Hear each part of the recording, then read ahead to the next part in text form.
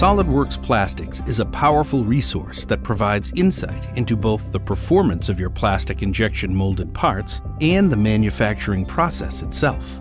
With SOLIDWORKS Plastics 2018, you will find many new enhancements that both make the process of getting results easier, but also the realization of more manufacturing-relevant results. The first thing you will notice is a new streamlined workflow for generating and working with your plastics mesh geometry. You can now directly leverage your SOLIDWORKS mold core, cavity, and cooling line geometry in your plastics simulations, providing more finite control over how plastics treats and understands these objects.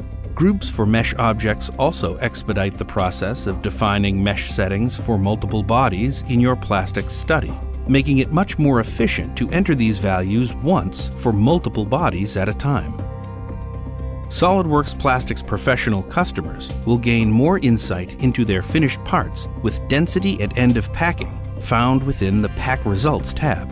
These results show where high areas of material density are forming during the injection and packing process, which could lead to undesired parts. Enhancements to the Measure tool for warp results enable you to get more information from your warped model. By selecting different areas on the warped results, you can get a clear understanding of the shrinkage amount across the two selected points. Finally, warp results can now be exported in a CAD-usable format.